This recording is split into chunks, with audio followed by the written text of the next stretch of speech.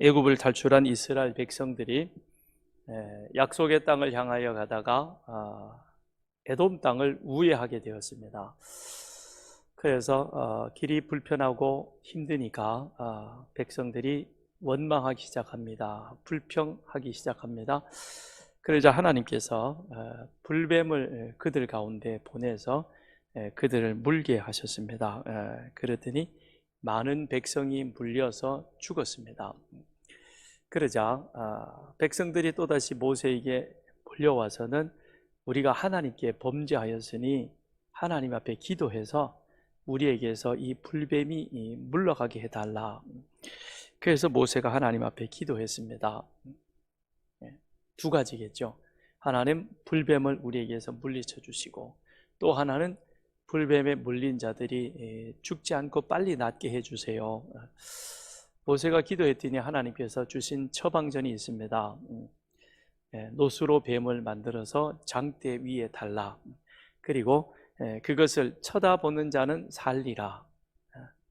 하나님의 처방이 다소 좀 엉뚱해 보입니다. 그죠? 약초를 붙이라든지 아니면 모세가 가서 안수해 줘라 그러면 나을 것이다. 그게 아니고 노수로 뱀을 만들어서 장대 위에 다르라. 그리고 그것을 사람들에게 위에 세워놓고 누구든지 쳐다보는 자는 살리라. 이 말을 전하라는 겁니다. 자, 백약이 무효입니다. 오직 하나님의 처방만 있을 뿐인 것입니다. 하나님의 내린 그 처방, 그것을 믿고 보는 자는 낫고 죽지 않습니다. 그러나 그 하나님의 그 처방을 믿지 않고 그리고 다른 방법을 찾았던 사람들은 아마 고통 가운데 죽어갔을 것입니다. 자, 사도 바울이 지금껏 이방인의 죄에서 그리고 유대인의 죄에서도 이야기를 했습니다. 그리고 특별히 유대인들에게는 당신들은 율법의 말씀을 받은 귀한 특권이 있다. 그런데 당신들은 율법의 말씀을 받은 것, 가지고 있는 것으로만 만족하고 자랑했을 뿐이지 그 말씀에 주시는 의미가 무엇인지, 그리고 그 말씀에 어떻게 내가 부응하며 살아야 되는지에 대해서는 너희들도 실패하였다. 너희들 몸에 할례가 있지만 그러나 그것이 구원 얻은 증표는 아닌 것이다. 다소 신랄한 그런 지적을 하고 있습니다. 그러므로 유대인이나 이방인이나 모든 사람은 다 죄인이다. 이것은 성경이 내려놓은 결론이고, 그 결론으로 바울은 로마에 있는 사람들에게 그렇게 기록하고 있습니다. 그러면서 자, 유대인은 유대인대로의 어떤 그런 율법과 할례라고 하는 것을 붙들고 이것이 구원의 길인 줄 알고 나아갔고, 이방인들은 하나님을 모르기에 그들 나름대로의 어떤 그런 처방전을 찾아갔을 것이다. 그러나 이방인이 찾았던 추구했던 처방이나 유대인들이 찾아갔던 그런 방식이나 그 모든 것들은 다 우리의 구원을 완성시켜주고 구원을 이루는 것은 되지 못한다. 오직 하나님의 처방만 있을 뿐이다. 그 하나님의 처방이 이제 나타났다는 것입니다. 그것이 바로 오늘 보면 21절에 나와 있는 이제는 율법 외에 하나님의 한 의가 나타났다라고 바울은 말하고 있습니다. 그런데 이 원문에는, 헬라어 원문에 보면 그러나 이제는 이라는, 그래서 여기 그러나가 번역하면서 생략해 버렸습니다. 그런데 그러나를 살려서 읽으면 이 본문의 내용이 1장 18절부터 시작을 해서 쭉 사도 바울은 이방인은 무슨 죄를 지었으며 그리고 유대인들에게는 어떤 허물이 있었으며 그리하여 우리 모두가 왜 죄인이었는가 하는 것을 잘 논리적으로 정연하게 설명을 해주고 있습니다. 그러면서 자, 그런데 율법을 가졌지만 그 율법이 의미하는 바가 무엇인지 모른 채 율법만을 자랑하고 나온 너희 헬라인 유대인들, 결국 우리 모두가 다 죄인인데, 그러나 하나님께서 이제 우리에게 하나님의 처방전을 내려주셨는데 그게 바로 무엇이냐? 이제는 하나님의 의가 나타났다라고 말해주고 있는 것입니다. 그래서 이 그러나 이제는 이라고 하는 이 표현은 바울의 그 내용들이 이제 본격적으로 복음에 대한 설명을 우리들에게 전해주겠다는, 그래서 복음이 무엇인가라고 하는 것을 더 자세히 설명해주는 아주 귀한 이 문장이 뭡니까? 전환이라고 말할 수 있을 것입니다. 그러나의 이전과 그러나의 이후는 완전히 다른 것입니다. 비슷하게 다른 길로 가는 그런 것이 아니라, 그러나의 이전에는 죄와 그 다음에 이 죽음으로 인하여 두려움 가운데 떨었습니다. 그러나 이제는 하나님의 의가 나타난 이후로부터는 이제 우리는 죄와 두려움에서부터 자유하는 자가 되었다는 것이죠. 출애굽한 이스라엘 백성들이 이제는 자유하는 사람이라고 나왔습니다만, 그러나 그들 마음 한켠에 해결되지 않는 부분이 있었습니다. 그게 바로라고 하는 존재인 것입니다. 그런데 아니나 다를까 그 바로가 결국 군대를 이끌고 뒤쫓아옵니다. 그런데 그들 앞에는 홍해가 가려 놓여 있습니다. 뒤에 쫓아오는 바로의 군대도, 앞에 놓여 있는 홍해도 이스라엘 힘으로는, 능력으로는 어찌할 바가 없습니다. 그래서 그들이 하나님 앞에 불안해서 원망하는 것이죠. 불평을 합니다. 그런데 하나님의 은혜로 그들이 홍해를 건넜습니다. 그들의 수고와 그들의 노력이 아니라 홍해를 건너고 난 이후로 이스라엘 백성들은 바로의 두려움에서, 바로의 위험에서부터 온전히 자유하는 자가 됩니다. 출애굽기 1장부터 13장까지는 바로의 그 눌림 속에, 바로라고 하는 그 존재 때문에 그들이 얼마나 불안해하며 얼마나 두려워하며 얼마나 하나님이 주신 그와 같은 메시지가 있었음에도 불구하고 그것을 믿어야 되는지 말아야 되는지 마음속에 갈등이 많았습니다. 그런데 홍해를 건너 난 이후에는 그런 갈등이 사라졌습니다. 그 이후로는 애굽에 대해서, 바로에 대해서 이 백성들이 두려워하지 않습니다. 그런 홍해 이전과 홍해 이후가 다르다는 것이죠. 그래서 바울도 마찬가지입니다. 그러나 이제는, 과거에는 우리가 다 죽을 수밖에 없는 존재, 우리 나름대로의 뭔가 처방전을 유대인은 유대인대로, 이방인들은 이방인대로 찾았지만, 그러나 그것이 다 백약이 무효였지 않느냐. 그러나 이제 하나님의 의의가 나타났다는 것입니다. 그 하나님의 의의가 나타났다는 것은 불의한 자를 의롭게 여겨주시는 하나님의 칭의의 선언인 것입니다. 지금까지 불의했는데, 지금까지 죄의 그 고통 가운데 눌려 살아왔는데, 그런데 이제 하나님께서 의롭다 선언해 주시는 그 한마디 선언으로 인하여 우리는 더 이상 죄에 매여 사는 자가 아니라, 죽음 때문에 전전긍긍하며 두려워하는 자가 아니라, 그 모든 것에서부터 온전히 벗어나는 그와 같은 참 자유하는 하나님의 사람이 되었다는 것이죠. 선악과를 먹기 전에 아담과 하와는 벗었습니다. 벗은 몸이었습니다. 그러나 그들은 전혀 그것이 그들에게 문제가 되지 않았습니다. 부끄럽다든지 아니면 또는 하나님을, 내가 이런 모습으로 어떻게 하나님을 뵐 수 있을까, 그게 두려워하지 않았습니다. 그래서 그들은 참 자유로운 가운데 하나님과 함께 만나 하나님과 교제하는 시간을 가졌습니다. 그러나 선악과를 따먹은 이후에 그들의 삶은 완전히 달라졌습니다. 아담과 하와는 그들이 서로 벗은 것을 확인하고 자신들의 부끄러움을 가리기 위하여 무화과 잎으로 치마를 만들어서 자신들의 부끄러운 것을 가립니다. 그리고 이제 우리가 하나님을 뵐 수 없다, 그래서 하나님이 두려워서 뒤로 숨어갔습니다.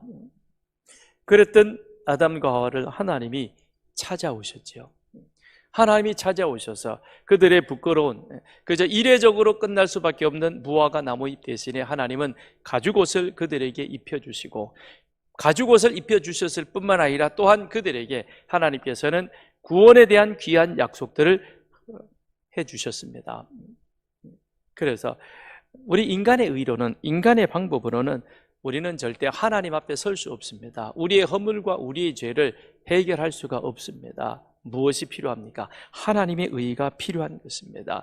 인간의 의로는 절대 하나님 앞에 설 수 없지만 하나님, 예수 그리스도의 힘입어서 우리는 하나님 앞에 설 수 있는 것입니다. 하나님의 의라야 하나님 앞에 우리는 온전히 설 수 있는 것이죠. 그 하나님의 의의가 나타났다라고 바울은 이제 선포합니다. 나타났다는 것은, 그것은 어떤 그 일순간에 만들어지는 그와 같은 것이 아니라 숨은 것이 드러났다는 것이죠. 그래서 모세와 선지자들이 그 시대에 증언했던 그것이 이제 그 실제적인 현실로 우리 가운데 드러났다는 것입니다.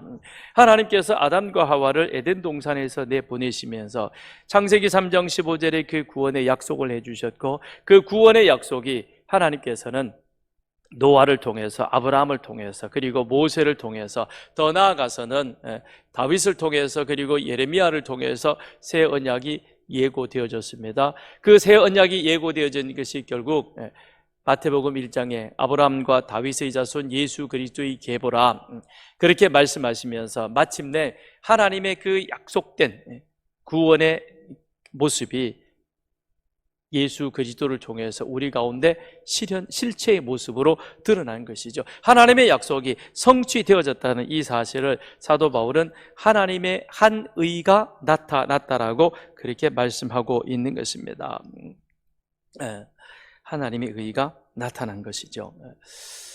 지난 주간 2024년도 대학 입시 수시 전형 원서가 마감이 되었습니다. 저희 교회도 올해 수험생들이 6명이 있는데 그 중에 대부분 보니까 전부 다 오늘 물어보니까 수시에 다 전형을 했더라고요. 그런데 그 중에 우리 2명의 학생이 추천서가 필요해서 저를 찾아왔습니다. 그래서 좀 위로도 하고 또 함께 같이 이야기도 나누면서 기도를 해 주었습니다.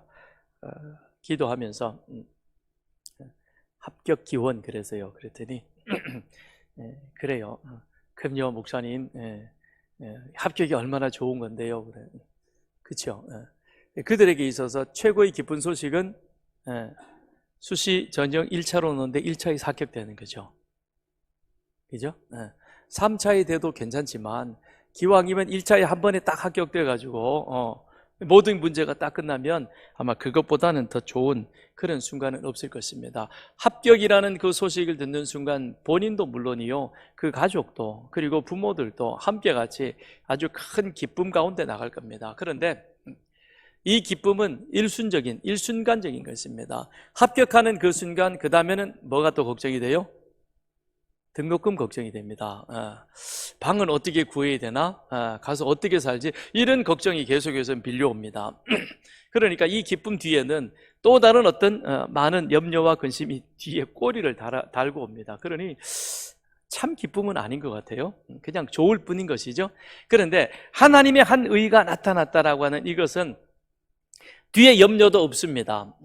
그리고 이것은 이 세상의 그 무엇과도 비교할 수 없는 가장 큰 완전한 기쁨인 것입니다.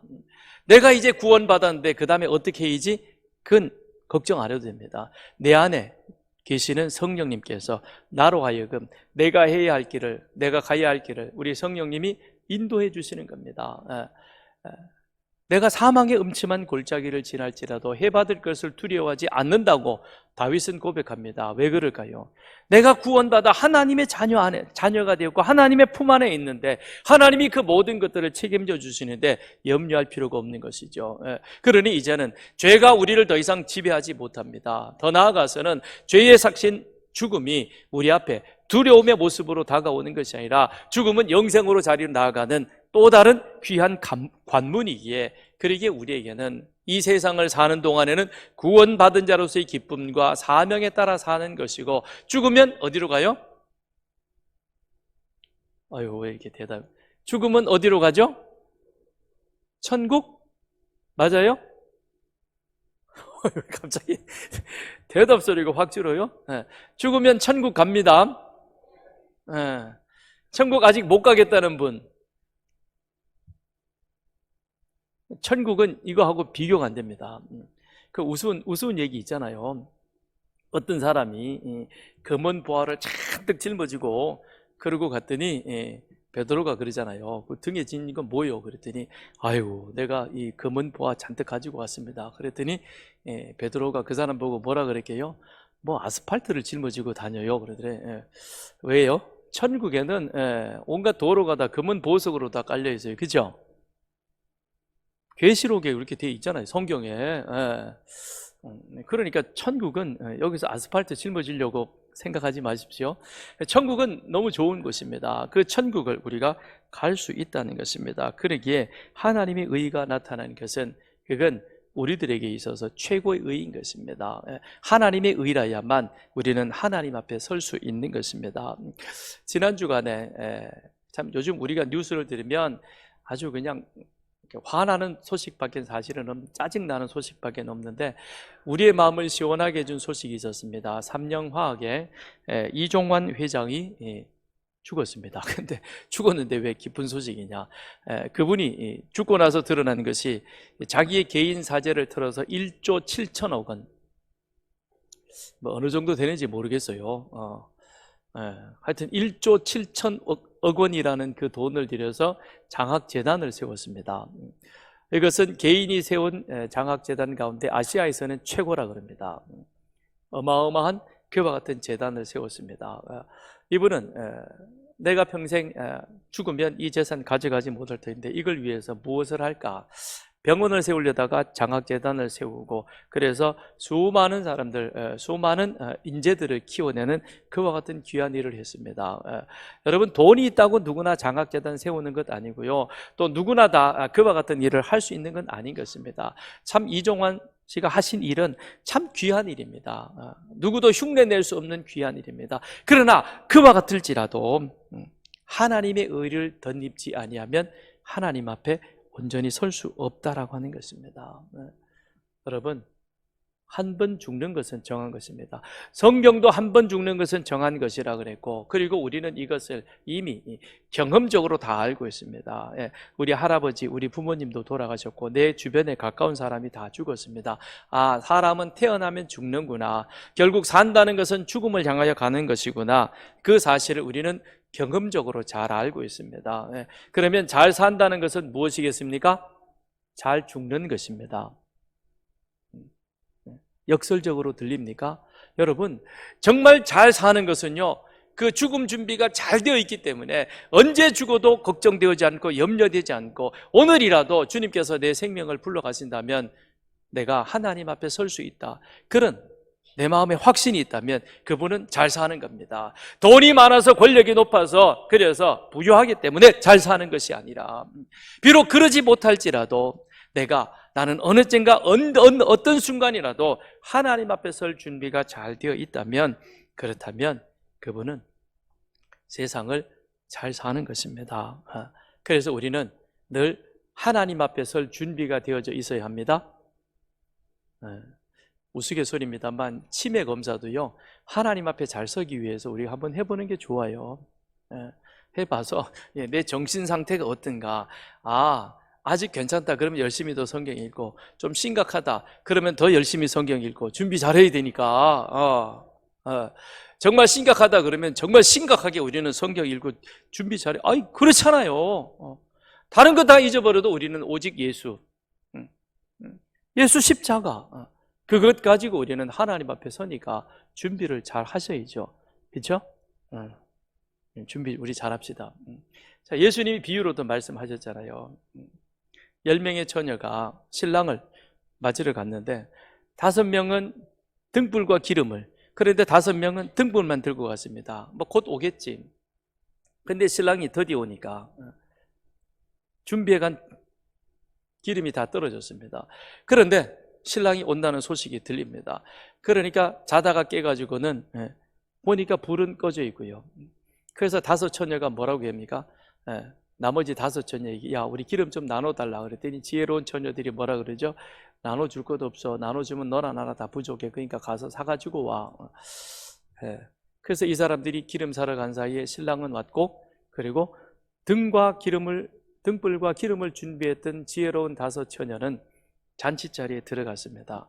그러나 앞에 가서 얼쩡거렸지만 준비가 되어지지 못한 사람은 막상 신랑이 왔을 때 잔치자리에 들어가지 못했다는 것입니다. 여러분, 이 세상에서 우리가 이렇게 저렇게 얼쩡거리면 이렇게 저렇게 산다고, 그리고 폼내고 뭐 이렇게 달도, 그래도 하나님 앞에 설 준비가 안 되면 그 사람의 인생은 절대 잘 산 게 아닌 것입니다. 하나님 앞에 설 준비, 죽을 준비합시다. 우리 죽을 준비하자고요. 이 준비를 잘 해야 하는 것입니다. 죽을 준비는 하나님의 의로 시작이 되는 것입니다. 그럼 하나님의 의는 어떻게 받는가? 22절 곧 예수 그리스도를 믿음으로 말미암아 모든 믿는 자에게 미치는 하나님의 의인이 차별이 없다 그랬습니다. 하나님의 의는 예수 그리스도를 믿음으로 받습니다. 믿음 외에 다른 것은 없습니다. 오직 믿음, 예수가 그리스도이심을 믿는 그 믿음만이 하나님의 의를 덧입을 수 있다라고 바울은 말합니다. 왜 오직 예수 그리스도인가? 자, 창세기 3장을 가서 한번 보십시오. 아니, 그 앞에 1장부터 보세요. 창세기 1장부터 3장까지는요, 하나님과 인간 사이에 언약으로 가득 차 있습니다. 하나님이 우리를 하나님의 형상대로 창조하신 이후에 하나님은 아담과 언약을 맺습니다. 창세기 28장에 보면 뭐라고 말씀하냐면 생육하고 번성하며 땅에 충만하고 그리고 땅의 모든 것을 정복하고 다스리라 그랬습니다. 하나님이 당신의 모양대로 사람을 창조하신 이후에 그 다음에 준 첫 번째 창조 언약이 무엇이냐면 이 세상에 내가 창조한 모든 것들을 잘 내 뜻대로 관리하고 다스려서 생육하고 번성하는 것이 그게 하나님과 우리 사이에 맺어진 첫 번째 언약, 창조 언약이죠. 그런데 이것은 그 다음 2장에도 계속되어집니다. 생육하고 번성하되 그런데 에덴 동산 중앙에 있는 선악을 알게 하는 나무 열매는 내가 먹으면 안 돼. 먹으면 반드시 죽어. 라는 단서를 달게 되어집니다. 여기서부터 우리 인간은 시작이 되어 가는 것입니다. 그래서 우리 인간을 대표한 아담이 하나님과 약속을 맺었습니다. 그런데 아담이 그 약속을 깨트려 버렸죠. 마귀의 유혹, 뱀의 유혹을 받아가지고 하나님을 불신하게 되는 것입니다. 그래서 하나님과 약속을 어기고 그 선악과를 먹음으로 말미암아 먹는 그 순간 하나님과의 약속은 파기되어진 것입니다. 그런데 우리 하나님이 얼마나 좋으신 분인가 하면 약속이 파기되어졌으면 그 다음에는 어떻게 하면 돼요? 그냥 너는 약속 파기했으니까 이제는 죽은 존재. 그리고 하나님이 그냥 내버리면 끝납니다. 왜요? 하나님이 약속을 파기한 것이 아니라 인간이 약속을 파기했으니까 그 책임을 누가 져야 되느냐? 약속을 파기한 인간, 그 사람이 아담이 져야 되는 것이죠. 그런데 하나님은 아담을 에덴 동산에서 내보내시면서 또 약속을 맺으십니다. 그 약속이 무엇입니까? 구속자를 보내겠다. 창세기 3장 15절이죠. 내가 너희를 위하여 구원자를 보내주겠다. 그래서 그 구원자가 이제 다시 이 약속을 복원시켜서 그리하여 너희가 나의 영원한 생명을 누리도록 하겠다. 하나님이 창세기 3장 15절에 그 구원의 약속을 우리들에게 보여주셨고 그리고 그 약속에 따라서 하나님이 그 아들 예수 그리스도를 이 땅에 보냈습니다. 하나님이 예수를 보내신 것은 이는 그를 믿는 자마다 영생을 얻게 하려 하심이라. 하나님이 세상을 이처럼 사랑하사 독생자를 주셨으니 이는 그를 믿는 자마다 멸망하지 않고 영생을 얻게 하려 하심이라. 하나님이 그 아들을 세상에 보내신 것은 세상을 심판하려 하심이 아니요 그로 말미암아 세상이 구원을 받게 하려 하심이라. 하나님의 약속에 따라 약속을 파기한 배은망덕한 그 인간을 하나님께서는 그냥 내버려 두시지 아니하고 그냥 진노의 자리에 버려 두시지 아니하고 그에게 다시 한번 구원 얻을 기회를 주셨는데 그 기회를 하나님이 또 만들어서 보내는 겁니다. 그 하나님이 누구를 보내시느냐? 당신의 아들 예수를 이 세상에 보내셨다라고 하는 것입니다. 그래서 하나님이 그 아들 예수를 보내셔서 하나님의 의, 즉 하나님의 옳음, 하나님 앞에 바르게 설 수 있는 그와 같은 길을 만들어주셨는데 그게 바로 무엇이냐? 율법으로도 아니요 할례로도 아니요 이 세상의 도덕과 선행과 수고와 공로와 노력도 아닌 바로 예수 그리스도, 그 십자가 보혈의 공로를 덧입어야만 그래야 우리는 하나님 앞에, 그 하나님의 옳음 앞에 바로 설 수 있다라고 하는 것입니다. 그러면서 하나님의 의, 즉 예수 그리스도를 믿는 믿음으로 말미암아 우리는 하나님 앞에 설 수 있는데, 그런데 거기에는 뭐라 그랬습니까? 차별이 없다 그랬습니다. 차별이 없다 그랬어요. 할례는 유대인과 이방인을 차별합니다. 율법도 유대인과 이방인들을 구별합니다. 그러나 하나님의 의 예수 그리스도는 차별이 없습니다. 예수를 그리스도로 마음으로 믿어 입술로 고백한 그에게 그 사람이 누구든지 간에 남자든 여자든 유대인이든 이방인이든 주인이든 종이든 배운 사람이든 그렇지 못한 사람이든, 권세 있는 자리에 있는 사람이든 그 밑에 있는 사람이든 이 복음은 차별하지 않는다는 겁니다. 차별하지 않을 뿐만 아니라 예수를 그리스도로 믿음으로 고백하는 그 순간 즉시 그 은혜가 그들에게 임하는 거예요. 그래서 그 은혜는 즉각적으로 임하게 되는 것입니다. 즉각적으로 임하는 겁니다. 에베소서 2장 8절, 너희는 그 은혜에 의하여 믿음으로 말미암아 구원을 받았으니, 믿는 순간 구원을 받았는데, 그런데 이것은 너희에게 난 것이 아니요 하나님의 선물이라라고 그렇게 말해주고 있습니다. 십자가의 구원은 은혜로, 하나님의 은혜로 우리 가운데 주어집니다. 은혜로 우리는 구원받은 거예요. 여기까지는 하나님의 은혜, 하나님이 하시는 일인 것입니다.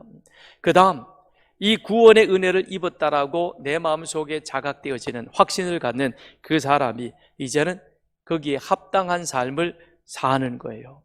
그래서 은혜가 먼저고, 잘 들으세요. 이 굉장히 이게 중요한 거예요.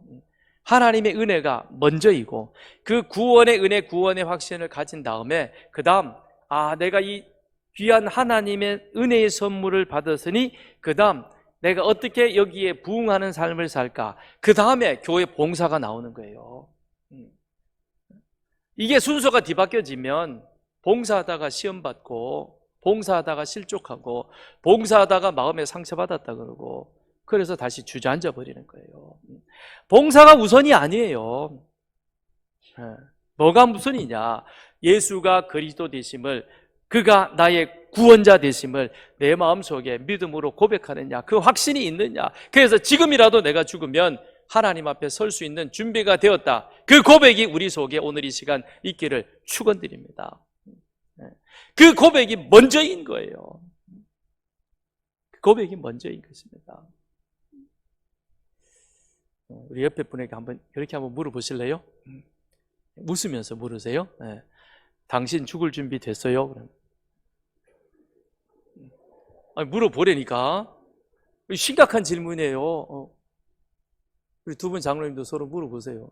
죽을 준비 됐어요? 저한테 물어보세요. 저 준비됐습니다. 준비돼야 돼요. 이거 웃어 넘길 일이 아니라니까요. 이거 준비 안 되면, 그 다음엔, 우리 모든 하는 것들이 다 하나님 앞에 포장하는 거예요. 하나님이 모르시겠어요? 다 아시죠.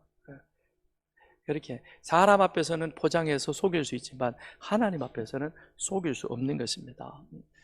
예수님이 우리 보고 뭐라 그랬습니까? 너희는 세상의 소금이고 너희는 세상의 빛이라 그랬습니다.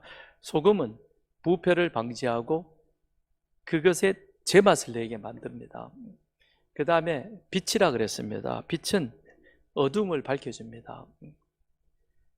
여러분, 오늘 이 세상이 아수라장입니다. 요지경 세상 속입니다. 우리나라만 아니고 온 세계가 지금 이게 막 정신없이 지금 어떻게 되는지도 모르게 막 돌아가고 있습니다. 거기에다가 자연재해까지 막 덮쳐가지고, 그리고는 진짜 이게 지금 무질서, 그 다음에 난장판, 그렇게 보면 되겠죠.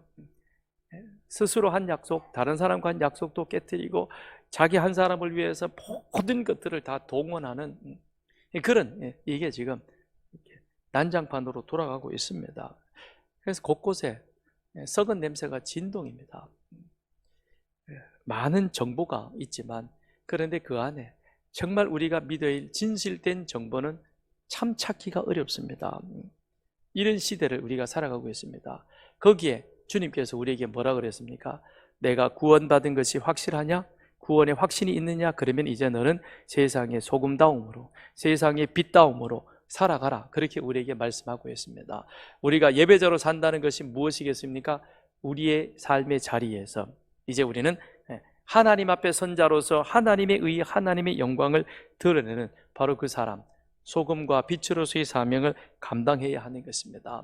그런데 이 하나님의 의는 모든 사람에게 필요합니다. 모든 사람에게 차별이 없다는 것은 모든 사람에게 필요한 것이죠.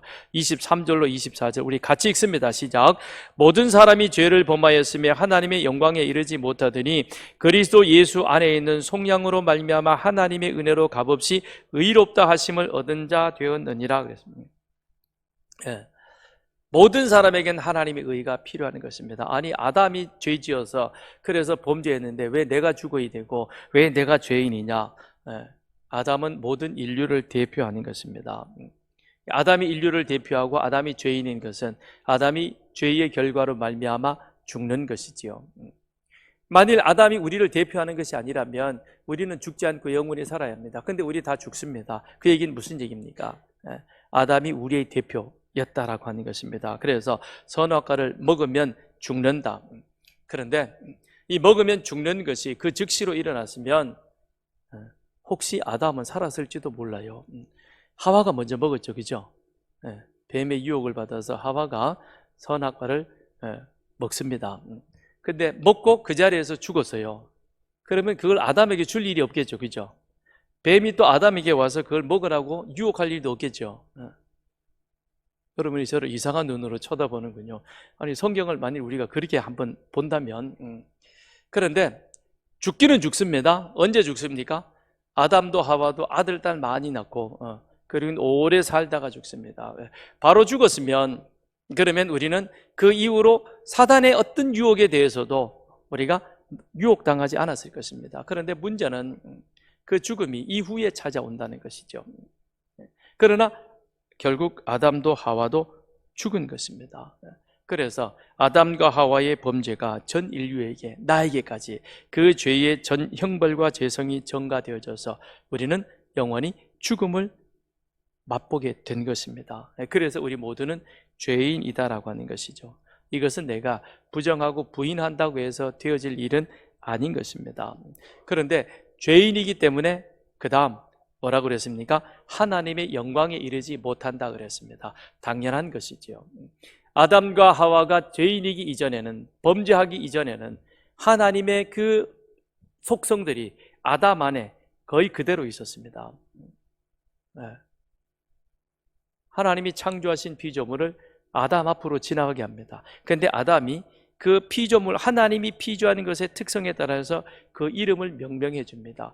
이름이 명명되어졌다는 것은 그것의 기능과 그것의 속성과 그것의 용도를 규정 짓는 것입니다.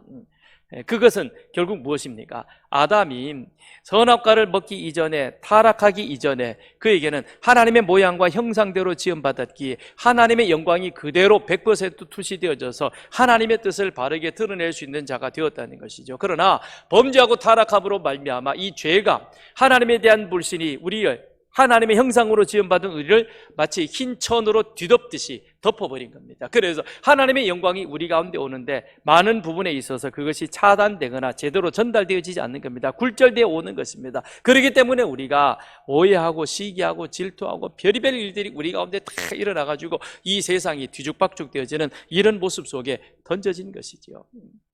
그런데 우리가 하나님의 죄인이기 때문에 하나님의 영광에 이르지 못하는, 그래서 이 세상 우리가 정말 타락된 그와 같은 죄와 범벅이 된 이 세상 속에 우리는 살아가고 있기에 나 한 사람만 구원받아서 되는 것이 아니라 우리는 모든 사람에게 이 구원이 필요하고 이 필요한 구원을 그들에게 전해야 하는 겁니다. 그래서 영혼 사랑 축제가 우리 가운데 필요한 것입니다. 반드시 이것을 전해야만 하는 겁니다. 그래서 대한민국 모든 사람들이 다 예수 믿고 하나님의 의에 힘입어서 하나님 앞에 바르게 설 준비가 되어진다면 이 대한민국은 정말 살기 좋은 도시가 될 것입니다. 우리는 그렇게 해서 영혼 사랑 축제를 해야 한다는 것이죠. 그런데 하나님 앞에서는 모든 사람에게 하나님의 의가 필요한데 이것을 이루기 위해서 하나님께서 준비된 것이 무엇이냐? 그것이 바로 예수 그리스도로 인한 죄의 대가를 치르게 하는 것입니다. 그래서 24절에 그리스도 예수 안에 있는 속량으로 말미암아 하나님의 은혜로 값없이 의롭다 하심을 얻은 자 되었다라고 말합니다. 속량이라고 하는 것은 값을 지불하고 노예를 산다는 의미가 있습니다. 아담과 하와의 범죄로 인하여 죄의 값에 팔린 노예와 같은 우리들, 그런데 하나님께서는 예수 그리스도로 십자가의 보혈의 피로 대신 우리의 죄값을, 노예 값을 지불하심으로 말미암아 그리하여 우리가 그 예수 십자가 보혈의 공로를 힘입어서 그래서 하나님의 자녀가 되어지는 이런 귀한 은혜를 우리가 누리게 되는 것입니다. 그래서 예수 안에서, 왜냐하면 하나님이 우리의 죄값을 대신해서 예수를 십자가에 내어주셨기 때문에, 죄값을 치렀기 때문에, 그렇기 때문에 우리는 예수 공로를 힘입어서, 그래서 예수 안에서라는 것입니다. 예수 안에서. 예수 밖에 있으면 절대 구원을 얻지 못하는 것입니다. 반드시 어디에 있어야 되느냐? 예수 그리스도 안에 있어야만 한다는 것이죠. 이것을 하나님은 유월절을 통해서 우리에게 다시 확실하게 예표로 보여주셨고 그 예표가 십자가를 통해서 성취되게 하십니다. 모세가 이스라엘 모든 장로를 불러서 그들에게 이르되 너희는 나가서 너희 가족대로 어린 양을 택하여 유월절 양으로 잡고 우슬초 묶음을 가져다가 그릇에 담은 피에 적셔서 그 피를 문 임방과 좌우 설지에 뿌리고 아침까지 한 사람도 자기 집 문 밖에 나가지 말라. 마지막 10번째 재앙에는 애굽에 있는 것은 애굽 사람이든 이집트 사람이든 누구든지, 그 심지어는 집에서 키우는 가축까지도 모든 처음 난 것은 다 죽습니다. 그런데 그 죽음을 면할 수 있는 유일한 길이 있습니다. 그건 바로 무엇이냐? 첫째는 양을 잡아서 그 피를 문 임방과 좌우 설지에 뿌려야 되는 겁니다. 그 다음에 두 번째는 나가서는 안 되는 겁니다. 문 임방 좌우 설지에 뿌리고, 그리고 아침까지 하나님의 재앙이 다 지나가기까지 어디에 있어야 됩니까? 집 안에 머물러 있어야 되는 겁니다. 집 안에 있어도 양의 피를 뿌리지 아니하면 죽습니다. 양의 피를 뿌려도 어떻게 됐나 싶어가지고 집 밖으로 나가면 죽습니다. 그러니 어떻게 됩니까? 피를 뿌리고 집 안에 머물러 있어야 하는 것입니다. 이게 바로 누구입니까? 하나님이시지만 참 인간이 되셔서 죄는 없으시지만 그러나 우리의 죄를 대신해서 우리로 하여금 하나님의 어린 양 되신 예수가 대신 십자가에서 그 피를 흘려 죽어주심으로 말미암아 우리의 죄값이 대신 치러지게 되었고, 그래서 우리는 예수가 3일 만에 다시 살아 부활하셨던 것처럼 예수 안에서 영원한 생명을 얻게 되어진 줄 믿습니다. 그래서 예수로 말미암아 예수 그리스도의 속량으로 예수 안에서 우리는 하나님의 앞에 설 수 있는 그와 같은 은혜를 누리게 되어진다라고 말합니다. 이 땅에는 수많은 종교가 있습니다. 그 종교들마다 나름대로 다 구원을 이야기하고 있습니다. 그러나 성경은 분명하게 말하고 있습니다. 무엇입니까? 오직 구원자는 예수. 예수 그 이름 위에 우리에게 다른 구원받을 이름을 주신 적이 없다. 주 예수를 믿으라. 그리하면 너와 내 집이 구원을 얻으리라 라고 말씀합니다. 그러면서 예수님도 말씀하십니다. 내가 곧 길이요 진리요 생명이다. 내가 길이라는 겁니다. 무슨 길이요? 하나님 앞에 가는 길입니다. 내가 진리인 것입니다. 예수가 생명, 진리인 것입니다. 그리고 예수가 영원한 생명입니다. 다른 곳에 있지 않는 것입니다. 어떻게 해서 예수가 영원한 생명 되시고 진리가 되시느냐? 25절 26절 이 예수를 하나님이 그의 피로서 믿음으로 말미암는 화목제물로 세우셨으니 이는 하나님께서 길이 참으시는 중에 전에 지은 죄를 간구하심으로 자기의 의로우심을 나타내려 하심이니 곧 이때의 자기의 의로우심을 나타내사 자기도 의로우시며 또한 예수 믿는 자를 의롭다 하려 하심이라 그랬습니다. 하나님께서 진노 가운데 있는 우리들, 그런데 어느 하나님은 우리와 화목되길 원하십니다. 그래서 그 화목 제물로 하나님이 누구를 삼으셨느냐? 그 아들 예수를. 다른 대안이 없습니다. 다른 대안이 없습니다. 하나님은 사랑이시고 하나님은 공이십니다. 하나님 우리를 사랑하시지만 우리 안에 있는 죄까지도 함께 사랑하시 용납하시지 않습니다. 이 죄 문제를 해결되어야 합니다. 그런데 이 죄 문제는 예수 그리스도, 그가 우리의 화목제물이 되어주심으로 인하여 그리하여 우리는 하나님과 더 이상 진노 관계에 있는 것이 아니라 이제는 하나님과 평화하는 이 자리에 우리가 들게 되어진 것입니다. 그래서 우리의 구원은 하나님의 선물이다 라고 그렇게 말씀하고 있습니다. 하나님의 선물인 이 예수 그리스도, 이걸 이제 우리는 열심히 전해야 할 것입니다. 우리 이웃에게, 우리 가족에게, 우리 사랑하는 사람들에게 우리는 열심히 이것을 전해서 함께 같이 기뻐하고, 그리고 하나님 앞에 참 잘 살아가는, 그리고 하나님 앞에 바르게 서는 아름다운 준비를 우리 함께 나가야 되겠습니다.